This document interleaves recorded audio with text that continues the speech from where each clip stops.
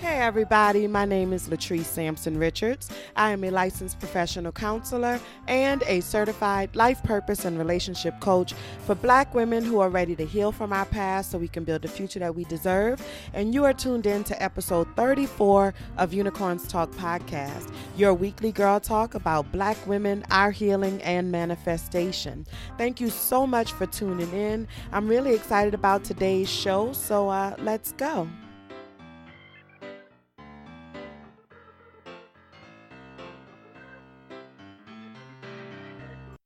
All right. Well, welcome, everybody.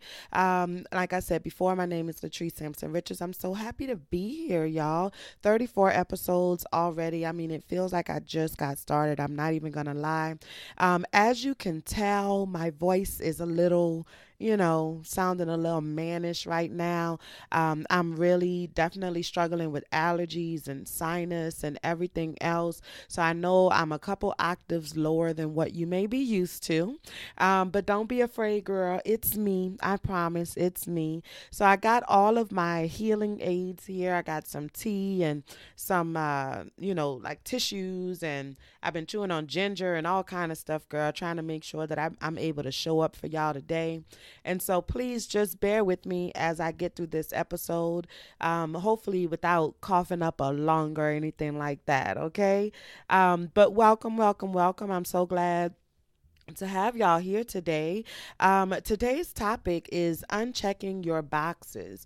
And so we're really going to be talking about the role that we play in contributing to the unrealistic expectations that others put on us and how we can overcome those obstacles, and as usual, I mean, as most of my topics that I talk about really kind of stem from myself and my own experiences.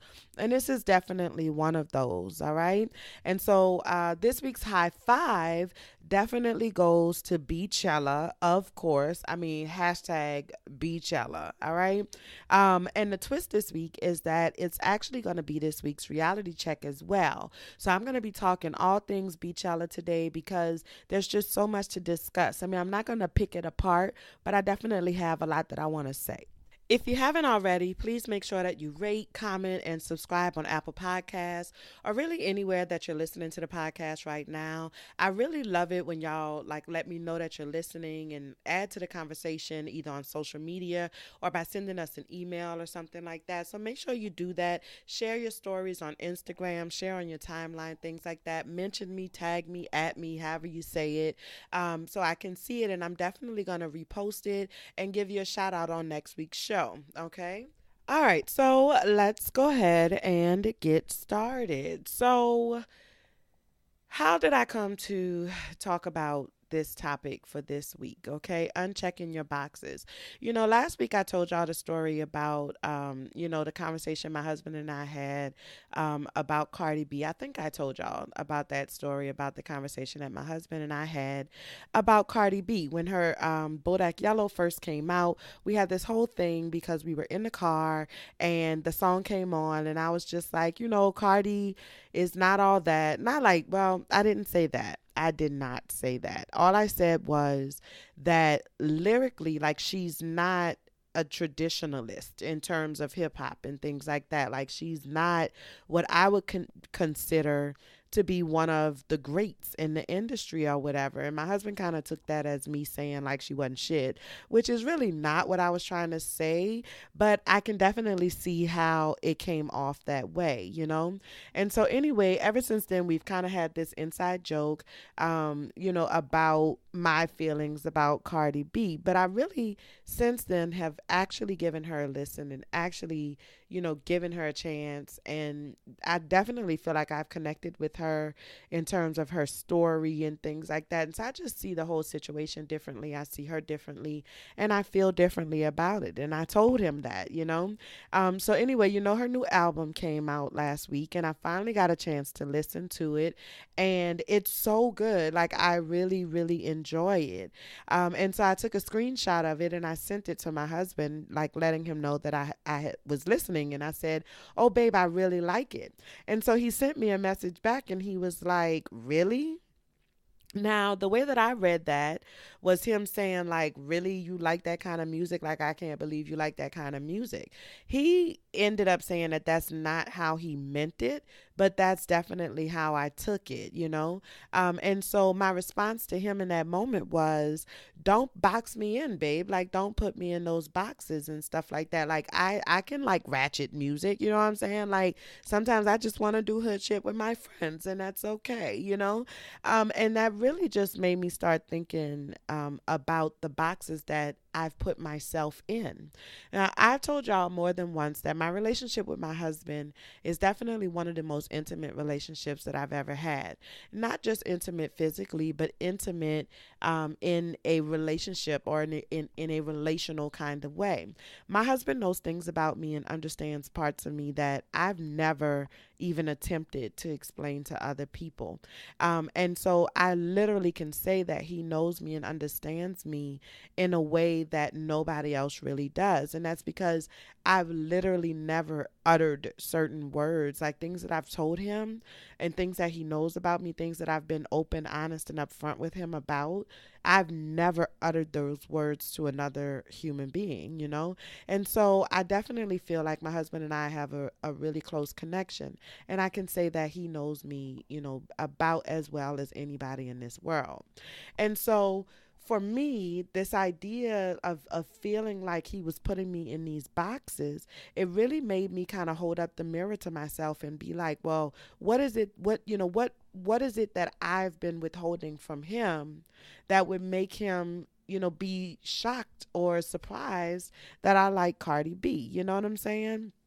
Because I feel like that's a part of myself that's relatively, like, I don't hide that from people or anything like that, that I like trap music sometimes, but it's not also not necessarily something that I speak of, if that makes any sense, right? And so it just really got me thinking about the boxes that we check off for ourselves. The crazy part about the whole situation with the Cardi B single with Bodak Yellow and even with the album and everything like that is that I liked the song. I liked the song from the very beginning. It was never a question of whether or not I enjoyed the song. But for some reason, there was something inside of me that felt like I wasn't supposed to like the song. You know what I'm saying? Not on like some elitist type of stuff, you know, like not on some I'm on this level and I can't be bothered with the you know the peasants or nothing, like nothing like that, like really nowhere near that. But it was more of a reflection of, you know, me, of who I am. And so, you know, like basically I felt like I was too old for it. If I felt like it wasn't, that music was not made for my age group, you know what I'm saying? When the reality is that music is for everybody. And if music resonates with you, then it resonates with you, right? But for some reason I felt like that, you know, it wasn't made for me. And so it was wrong for me to enjoy it in some way, you know? And so I came to this realization actually pretty early on in my journey. But, you know, like I said to y'all before, the journey is perpetual, right? So, yes, I'm dealing with this particular situation again in terms of uh, realizing how I box myself in. But this time it's on a much deeper level. It's kind of like peeling back the layers of an onion, which I know sounds very, very cliche, but it's the reality, right? You have different layers to this onion. And so, usually, the thing that you're dealing with, the first couple of issues that you address in the beginning of your journey are the surface issues. And as you work them out and continue to grow from them, then they move out to the side and they make room for the deeper issues to come up. So for me, this is kind of like level 2 or level 3 for me as it relates to this particular part of my journey. All right. So anyway, I used to get really angry with my family and some of my really close friends because I felt like they didn't know me. You know, everybody always, I felt like, put me on this pedestal, you know? Like I was the good girl and I never got into trouble and I was the level headed one and things like that. And so, like anytime that I did anything that was considered out of the ordinary, I felt like, everybody was just shocked and amazed and appalled. I always felt like they didn't really know me, specifically as it relates to my family. I am the youngest in my family. So I'm the baby of the family, the youngest of three. And so growing up, they always knew me as the baby. I mean, listen, I was the baby of the family. I was the baby for the grandkids, for the first set of grandkids. I was the baby all around. And so I was, treated like the youngest in the family, or treated like the baby in the family. And so, as I became an adult and as I really started to grow into my own, what I realized, or what I felt, was that my family only knew me as the baby, right? They only knew me as the baby of the family, and not as the woman that I had become. And what I think really upset me the most is that I felt like they weren't even trying to get to know me. They weren't trying to know who I was, okay? Until one day I realized that they didn't know who I was because I wasn't showing them. Like, not for real, I wasn't showing them, right? Everybody plays a role in their system, and there's lots of different systems. We have family systems, social systems, academic systems, workplace systems, like all of these different systems. And it's just natural that everybody fulfills a role within that system, right? And so we fall into that role and we take on that part, sometimes even to our own detriment. And that's what I was doing. I embodied the baby of the family. You know, like, that's who I was. That was my role. I was the baby of the family. I enjoyed being taken care of. I enjoyed being the youngest, like, it just everything that came along with that, right? But when we reach our breaking point, that's when we really start to feel boxed in and stifled. And then that's when the resentment begins to set in, which is exactly, again, what happened for me. Because when it got to a point where I felt like, them seeing me as the baby was not allowing me to grow, because not only were they treating me like the baby in the sense of coming to my aid and taking care of me and making sure I was okay, stuff like that, but they were also treating me as the baby when it came to decision making, questioning my decisions, questioning the movements that I wanted to make, and even making comments, like talking to me like I was a child and things like that. And so that's when I really started to, feel some resentment toward them, right? Because we resent the people in our system when we feel like they are boxing us in, or if we feel like they're holding us hostage. But the reality is that we accepted that assignment. And we made the decision to fulfill that role and to maintain it for as long as we've maintained it, right? So while you may not have created the boxes, you have chosen to allow yourself to stay in those boxes even when they no longer fit. All right. So, what are some of the boxes? Well, I talked earlier about, age is a box, right? I can't do this because I'm too old. Girl, I'm too old for that. Girl. I am too old for that. Now, I'm not talking about petty, because I do think at a certain point in life you are too old for petty. Okay, somebody, hello. All right. But I mean, too old to experience things. I really want to go back to school, but girl, I'm too old for that. You know? Or maybe a younger guy is interested in me, but girl, I am too old for that. You get what I'm saying? Or too young, right? Too old or too young. Maybe I feel like I don't have enough experience. That age box is a really big box for a lot of us. We box ourselves in terms of gender, education level, okay, weight and size and shape, right? I can't wear that, girl, I can't wear that bright color. I was just having this conversation with somebody earlier today that, people are always like, I like to dress. I'm not like a fashionista or anything like that. Like, not I don't think I'm a fashionista or anything like that, but I do enjoy looking nice and I like being pretty and looking pretty, right? And so I like to wear bright colors and things like that. And people are always like, girl, I don't see how you wear those colors. I would be so nervous. I can't wear my arms out like that. Oh no, I can't do that.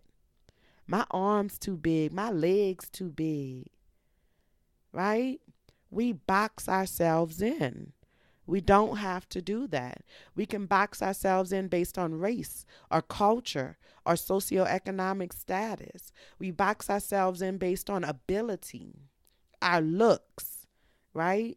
Dark skin, colorism, dark skin, light skin, good hair, bad hair, dreads, natural, weave, perm, right? We box ourselves in based on affiliations, the people or the organizations that we're connected to, respectability politics, right? We box ourselves in based on our career, based on our status. So there's all of these different boxes. I mean, the list can go on and on and on. There's all of these different boxes that we check off for ourselves. And sometimes we don't even realize that we're doing it. But we box ourselves in based on these categories. And it's like, we think that because we belong to a particular group of people, because we belong to a particular category of people, that we're not supposed to, we shouldn't, we ought not. All right? And it's just not true. It's just holding us back. All right. Now, there's a lot of reasons why we do this. But the primary reason is that we are benefiting from it in some way. Like I said earlier, I enjoyed being the baby of the family. Listen, I am a Leo. Okay. And, as a Leo, I do enjoy attention. I am not ashamed to say that. I enjoy attention and I enjoy being cared for. Right. And so my family, because I was the baby of the family, that's what they did. They took care of me. I told y'all last week, my brother and my sister, they drop whatever they got going on right now in this moment to come see about me and take care of me and whatever it is that I need to get done. My daddy, I'm such a daddy's girl, which is crazy because me and my daddy used to argue like it was nobody's business.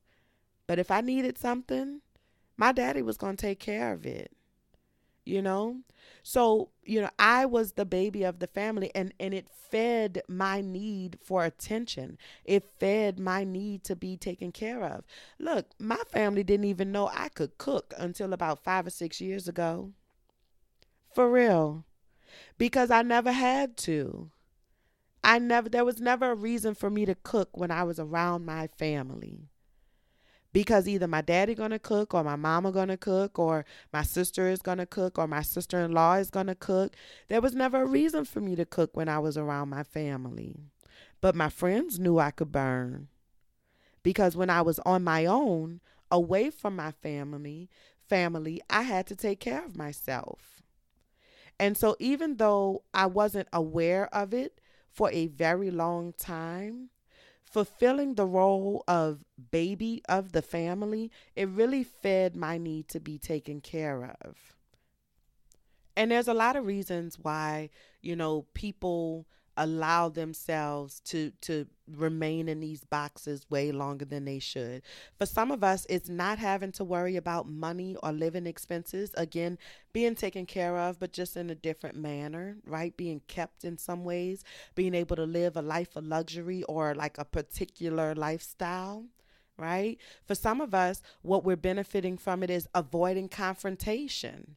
I'm just going to stay in this box. It don't really fit, but I'm just going to be this person because I know that's what they want me to be. And I just don't want to fuss.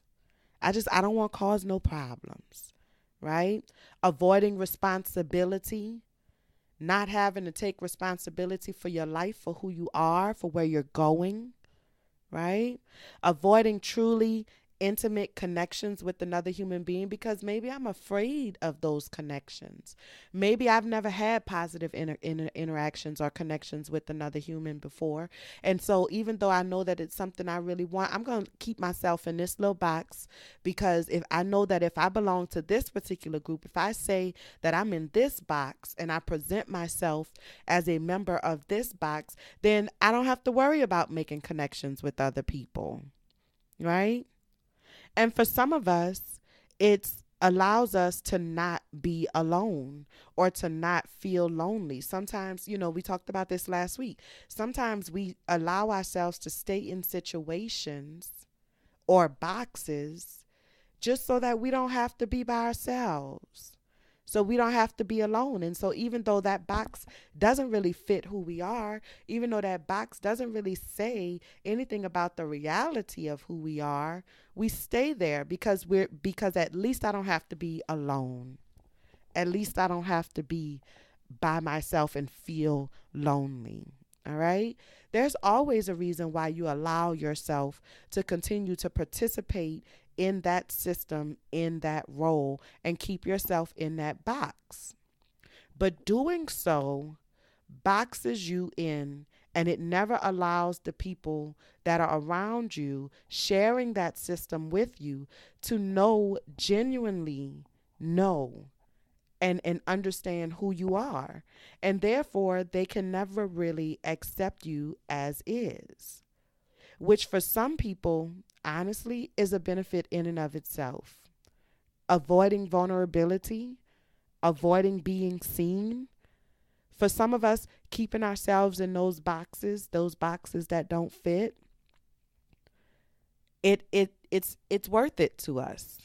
Just to not have to be vulnerable and show who I am in reality. All right? But we cannot expect other people to love us and to accept us unconditionally as is if we're not willing to show them anything outside of the boxes that we think they want, or anything outside of the boxes that get us what we want, right? Because they don't know who or what they're actually accepting. It's kind of like the bait and switch, right? Like you just give them what you think they want and then let them get in deep, and then you change them up and show them all you crazy. No, girl, you got to show that crazy from the front. All right. You got to show that crazy from the very, very beginning because it's not fair. It's not fair to them, and it's definitely not fair to you.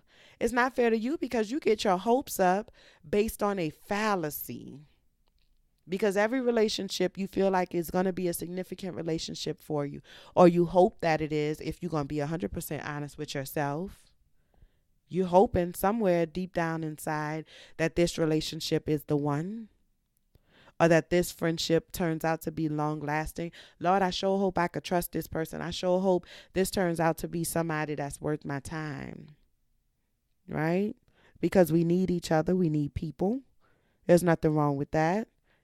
But your hope is based on a fallacy when you refuse to show them who you are in reality.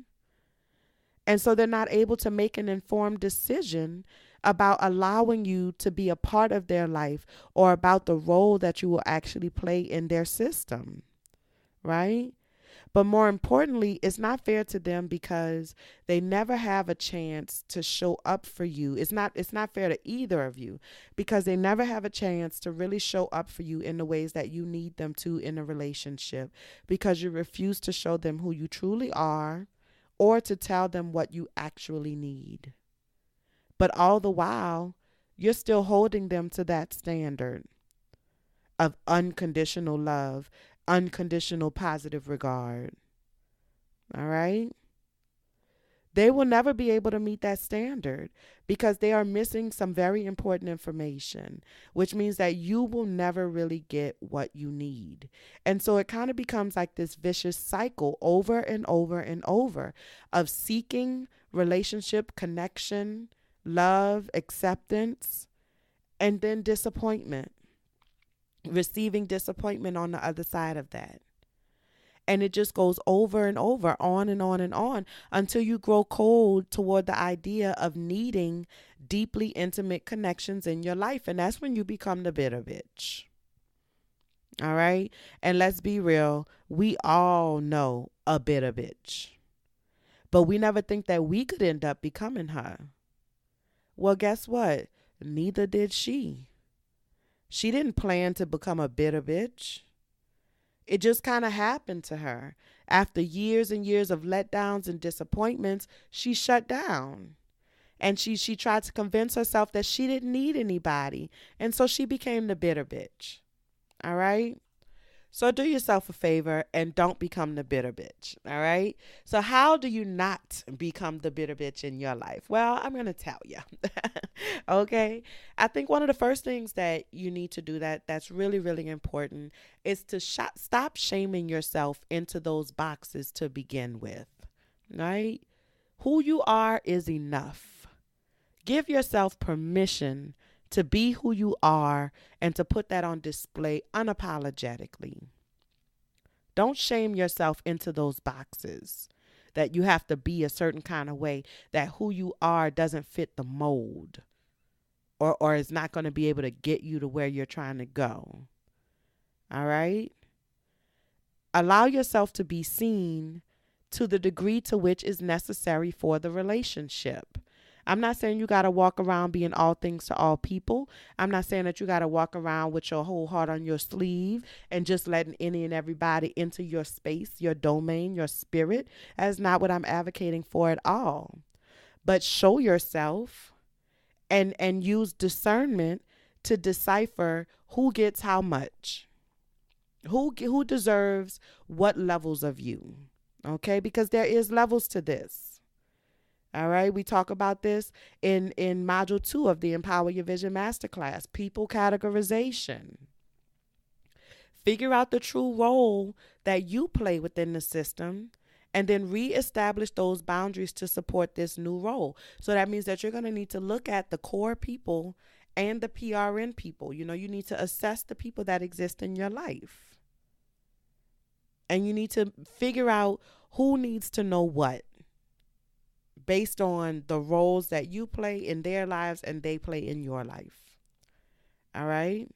Now, keep in mind that it might take them, when you first start making these changes and things like that, like showing yourself and like showing them who you really are, unchecking those boxes, it might take those people a little while to get on board with your changes, because just because you decided to make some changes don't mean I got to believe you right from the jump. All right? I'm used to dealing with you a certain kind of way. I'm used to interacting with you a certain type of way, right? That's how I've grown accustomed to doing this. Okay, so you have to give those people a little bit of time to make those changes, but be consistent and be patient.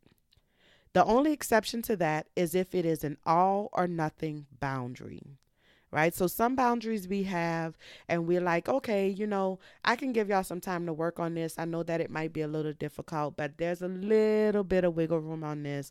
But, you know, I still want you to respect my boundaries, but I can give you some time to come around to it. But then there's some boundaries that this needs to stop immediately. You can't never do this again. This right here, never again. This is an all or nothing boundary. Either you're going to get it together or you're going to get the hell on. Okay? In that case, you need to enforce that boundary as well. All right? And be prepared to have to reinforce your boundaries a few times. Okay? You might have to reinforce your boundaries 1 or 2 times. And how do you know when enough is enough? You trust your intuition.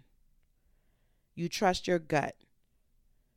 When you feel like somebody is not respecting your boundaries and that they're not going to respect your boundaries, then you need to be willing to enforce whatever consequence you feel like is appropriate for that situation, whether that means, you know, moving them to another category or cutting them out of your life altogether or checking them hard. You know what I'm saying? Getting them all together gathered. All right? Whatever you feel like that consequence needs to be, backing away from them a little bit, pulling away a little bit.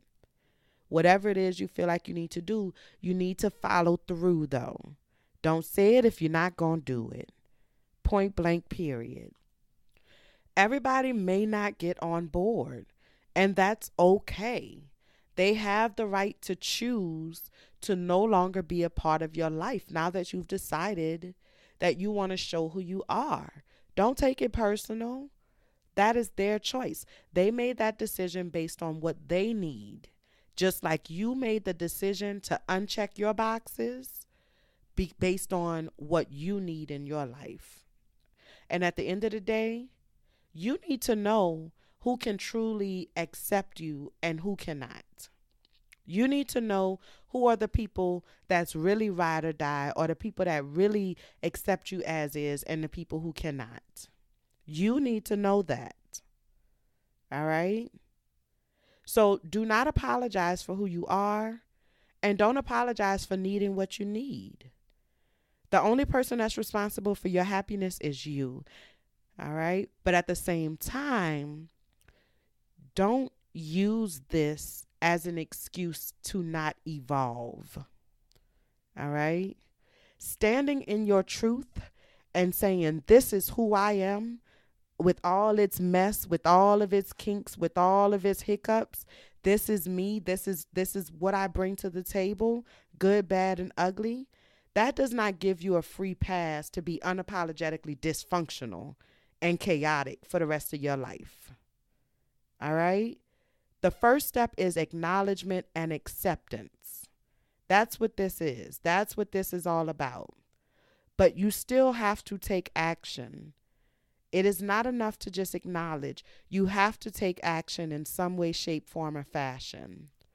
So yes, be unapologetic, stand in your truth, own the reality of who you are, but also push yourself to the next level. Want more.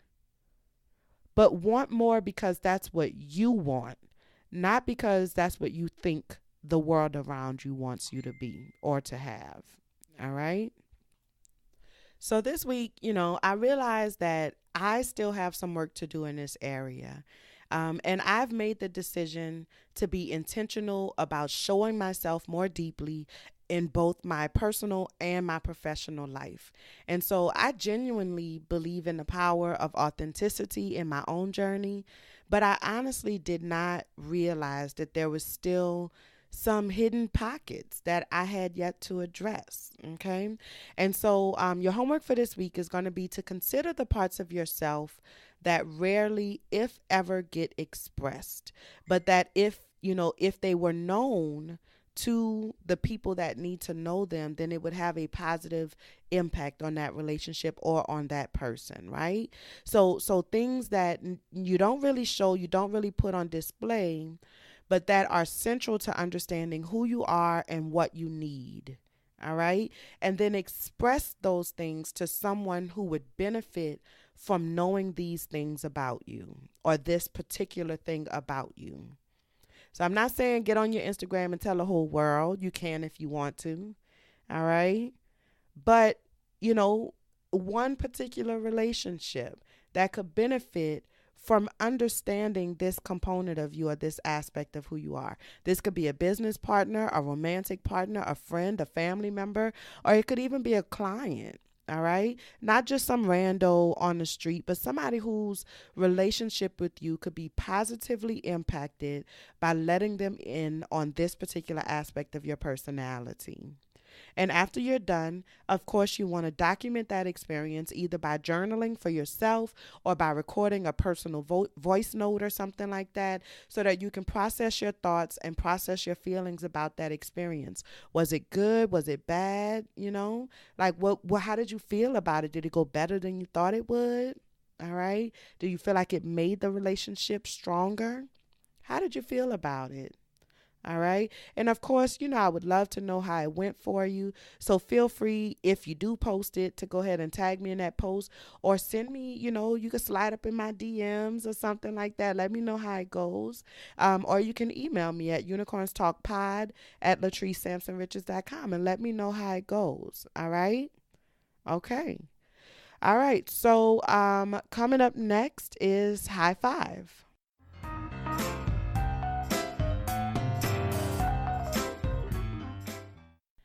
Okay, so y'all know this weekend was Coachella, And on this Saturday, April 15th, Beyonce Knowles Carter became the first black woman to headline Coachella in its 19-year history.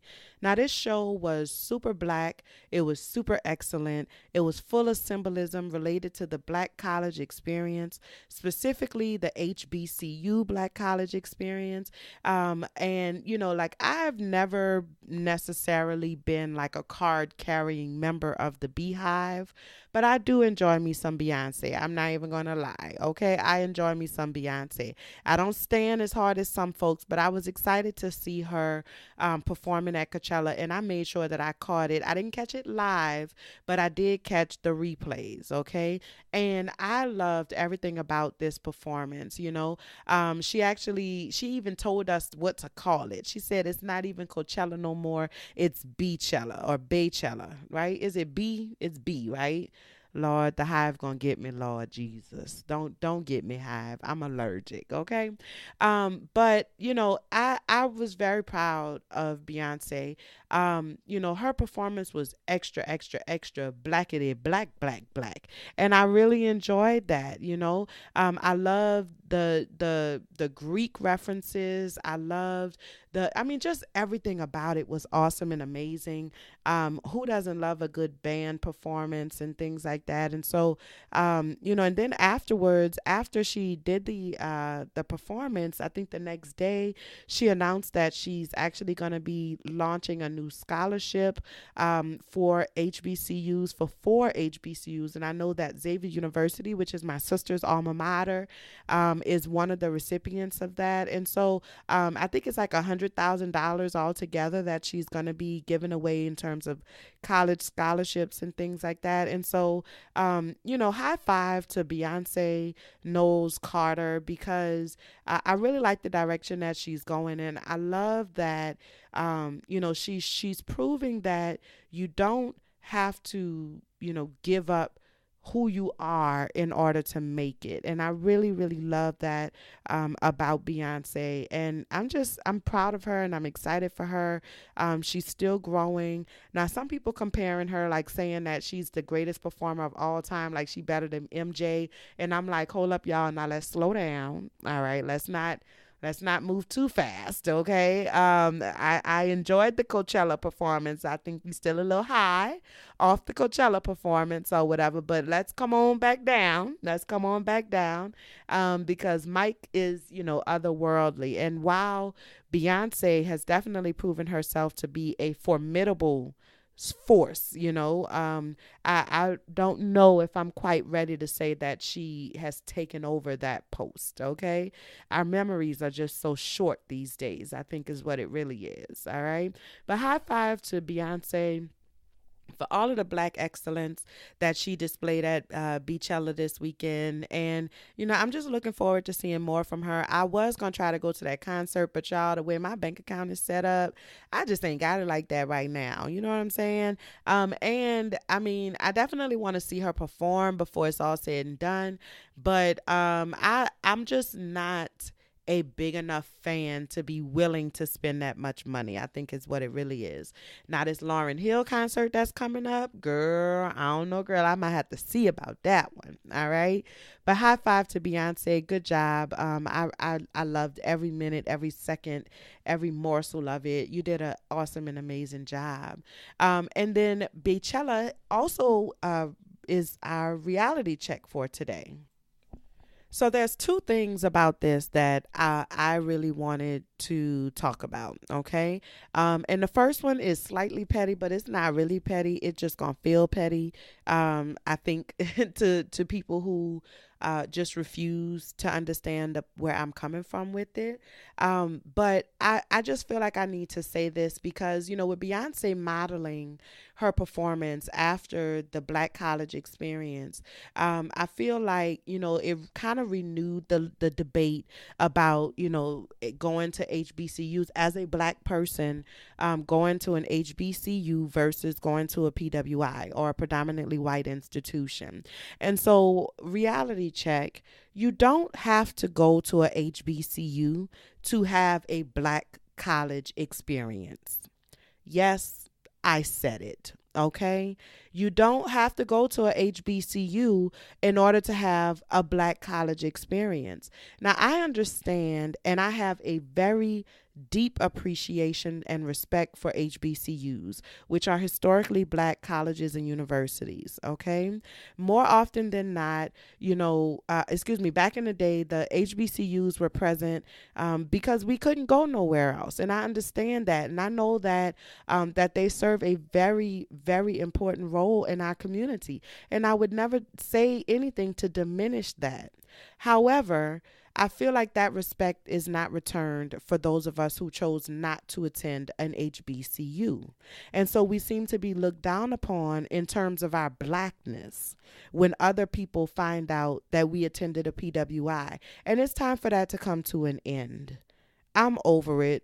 I'm tired of having a conversation. I don't want to debate with you. I'm not going back and forth with you about why I didn't have no good college experience and this, that, and the third. Okay. I went to a PWI. I graduated from the University of Louisiana at Lafayette. Okay. Go Cajuns. All right. And we had a large population of black students at the school. And so we had quite an experience. The only thing that we really didn't have was the band and the dance team. But there's so much more that goes into creating the black college experience. All right. The black college experience is not just about being surrounded by nothing but black people. It's about community. It's about shared experiences. It's about growing into adulthood and finding yourself with people who understand your struggles, people who are going through or have been through the same struggles that you are or that you have. It's about indulging in and enriching in the culture by putting your own stamp on it and leaving your mark. None of these things happen exclusively at an HBCU. All right. So the conversation about PWI versus HBCU, it's time for that to be over. I'm over it. I'm tired of having it. I don't feel like I need to explain myself to you why I chose to go to a PWI. I don't owe you an explanation for that. And for damn sure, what you're not going to do is question my blackness or question my commitment to the culture because I went to a PWI. Don't box me in, okay? Because you don't know my story. Hello, somebody. Hey, Dennis. You don't know my story, all right? You don't know where I've been through. You don't know where I come from. Don't do me that. All right. So that's my reality check on that piece. And the other piece, the reality check, I kind of touched on earlier is that, you don't have to abandon the culture in order to quote unquote make it big. And you don't have to conform to stay on top. The last couple of projects that Beyonce has put out have been ridiculously black, and it really, to be honest, they are the projects that have really sort of kind of turn the tide for me to make me really kind of look at Beyonce differently. And I appreciate that she's put herself in a position to be able to be unapologetic and that she does it no matter what the backlash is, because I really believe that at the end of the day, talent speaks for itself. Okay? Talent speaks for itself. They cannot deny what you bring to the table. And so I know that there's a lot of us out there who feel pressure to conform. And I'm here to tell you that you don't need to cave into that pressure. You just need to be who you are. You need to shine as brightly as you do. All right? Because they can't stop you. They can make it difficult, but they can't stop you. All right? What is for you is for you. And what you bring to the table can nobody else bring to the table. So walk in there with your head held high and be confident and be strong about what you bring to the table. You don't need to abandon who you are or conform to whatever it is they want you to be. Do you, all right? And it's enough. It's enough. Okay. So that's it for reality check for today. I do have a few shout outs. So my first shout out goes to one of my homies that I grew up with. His name is Derek, aka Big Booty Derek. Hey Derek. Hey Derek. I also want to give a shout out to Keena at the rare. So it's either Rare Stone 174 or Rarest 174 on Twitter. She is a new listener, so she reached out to me on Twitter this weekend and let me know that she would be tuning in. So hey Keena, thank you for tuning in. Definitely want to give a shout out to Black Married Fly podcast. Hey Treb, hey Candace. How y'all doing? I miss y'all. I can't wait to come home so I can stop by and come see y'all and things. You know how that goes. Also, I want to give a shout out to Black Law and Legal Lies podcast. Hey, you guys, they've been showing me lots of love. And I did start listening to y'all's show while I was at work. I wasn't able to finish it, but that's on my list of shit to do this weekend. But shout out to Black Law and Legal Lies podcast, Talking Greasy podcast, always showing love. I recently added another podcast to my rotation, Not Your Mama's podcast over there. Hey, Stephanie. Hey, Lauren. Over in New York. It's a really good podcast. Now, be careful when you look it up because it took me a couple times to find them. I'm not even going to lie because there's another podcast called Not Your Mama's Podcast, but that definitely is not Stephanie and Lauren. Okay. So their podcast can primarily be found on SoundCloud. So make sure y'all check them out. And also to Unapologetic Podcast. Hey, Jaden. I know that tax season has come to an end. And Jaden, I just love me some Jaden, y'all. He's awesome and amazing. So make sure y'all check out Unapologetic Podcast as well. What we have in terms of announcements, well, the Empower Your Vision Masterclass, of course, you can get your spot for that. It's going really, really well. Like I said last week, registration is completely free. So there is no reason for you to not come and get this information. Do yourself a favor and make it happen. Definitely join us on Facebook at inside of the Trust Village Facebook group, which is going really well as well. Hey ladies, all my villagers out there, I know y'all listening. Hey ladies, how y'all doing? And I'm actually working on my first tour. It's going to be a super small, super short tour, but I'm definitely excited about it. So I'm trying to figure out, I want to do maybe 3 or 4 cities, okay, like a really small one, 3 or 4 cities, maybe 20 tickets, 20 spots per city. So be on the lookout for that.